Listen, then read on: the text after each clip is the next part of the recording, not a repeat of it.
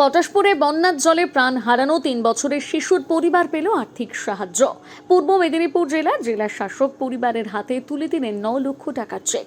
বন্যার জলে পড়ে ৩ বছরের শিশুর মর্মান্তিক প্রাণহানির ঘটনায় শোকের ছায়া নেমে এসেছে পটাশপুর ১ নম্বর ব্লকের ব্রজলালপুর অঞ্চলের গাবডাঙ্গা গ্রামে।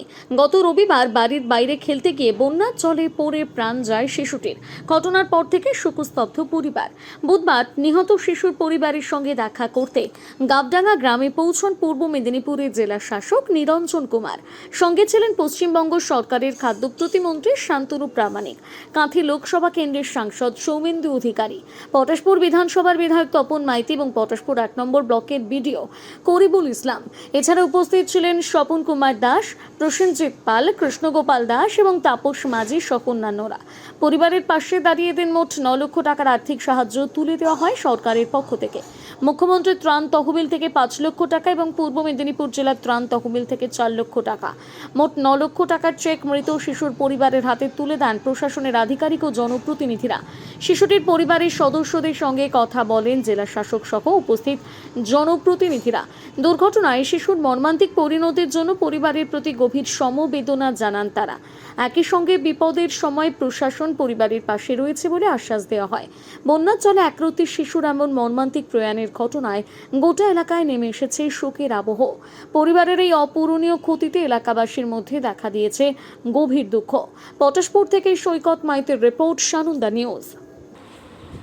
পাশে ছিল ছেলে,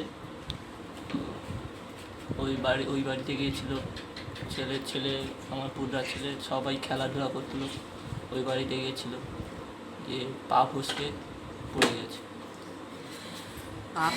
পড়ে গেছে কেউ জানতে পারে না। এখানে তখন বন্যা ছিল, ১ হাঁটুর উপরে জল ছিল। ১ হাঁটুর উপরে জল ছিল, স্রোত ছিল এবং সামনে আমাদের কাকুর বাড়ি, এখানে খেলাধুলা করতে আসতো। সেই কারণে যে সময়টা ঘটনাটা ঘটে তখন বর্ষাও এসেছিল, সেই কারণে বাড়ির লোক একটু কাজেও ব্যস্ত হয়েছিল এবং সেই সময়ের মধ্যে কোনো অলক্ষ্যে ছেলেটা বেরিয়ে এসে মানে এখানটায় কোনো কারণবশত পা স্লিপ করে পড়ে যায় বন্যার কারণে। তখন কি জলের স্রোত ছিল? তখন এখানে ১ হাঁটুর উপর জলের স্রোত ছিল, হালকা স্রোত ছিল। এবং ছেলে মানুষ তো এই রাস্তার মধ্যে কোথায় কি আছে ও হয়তো অলক্ষ্যে পা স্লিপ খেয়ে যায় এবং পড়ে যায়। ছেলেটার নাম হচ্ছে অরূপ ধারা, বয়স ৩ বছর। আপনার নাম? আমার নাম সুধাংশু ধারা। আপনি ছেলেটা কে হয়? আমি ওর জেঠু হই। কাছ থেকে যে কখন বেরিয়ে গেছে, কীভাবে যে এদিকে চলে আসছে আমরা কিছুই জানতে পারিনি। মোটেই পাশ দিয়ে আমাদের পাশ দিয়ে পাঁচ চোখে এমন আমাদের পাঁচ চোখ আমাদের চোখে একটুও দেখতে পাইনি, এমনভাবে চলে গেছে। খেয়েছিল, খেয়ে বেরিয়ে গেছে, কিন্তু চলে গেছে যে আমরা আমাদের পাপ চোখে দেখতে পাইনি। তারপরে যখনই তার মা যখন বললো যে আমার বাবু কোথায়, যে তখনই আমরা যে আমার ওইখানে আমরা আছি, কিন্তু এই দিক দিয়ে তো যায়নি, সে দিক দিয়েও যায়নি, তবে ছেলেটা গেল কোথায়? তো ঘরের বাড়ির চারাদিক খুঁজছে, কিন্তু সেদিকে যে গেছে আমাদের পাশ দিয়ে আমরা কিছু বুঝতে পারিনি। এমনভাবে যে চলে গেছে সে বলার নয়। মোটামুটি আমাদের মানে সব সময়ের মধ্যে চোখের মধ্যে ছিল, কিন্তু এমনভাবে চলে গেল আমরা কিছু বুঝতে পারলাম না।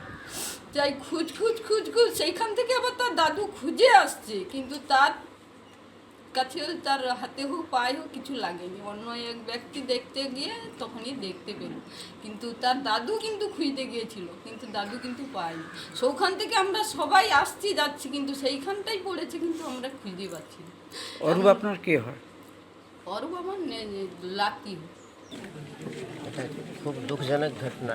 বাচ্চা এরকম অবস্থা में জলে ডুবে গেছে, কারো ধ্যান যেতে পারেনি ওই সময়। কি আজকে শায়দ যে শুনলাম কি বন্ধুর বাড়িতে যাচ্ছিল, একা স্লিপ করে জলে পড়ে গেছিল, তখন কাছাকাছি কেউ ছিল না দেখতে পারে।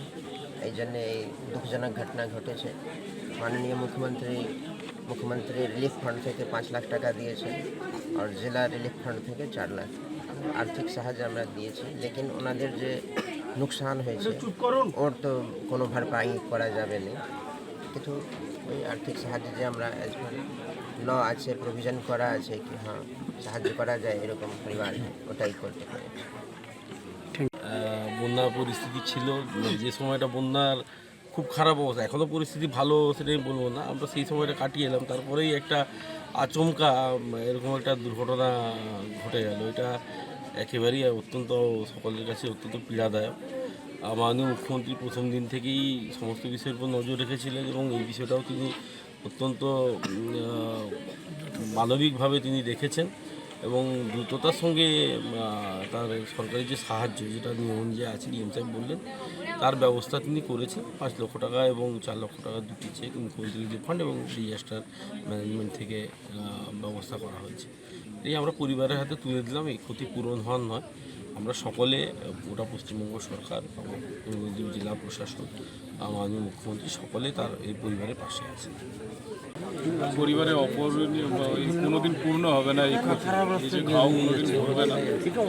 মাননীয় মুখ্যমন্ত্রী আমাদের প্রথম দিন থেকেই উনি যোগাযোগে ছিলেন এবং উনি আশ্বস্ত করেছিলেন যাতে সহযোগিতা সঠিক সহযোগিতা করা যায়। সেটা আমরা খুব দ্রুততার সাথেও করেছি, উনি করেছেন, আমরা সেই জন্যই এসেছি।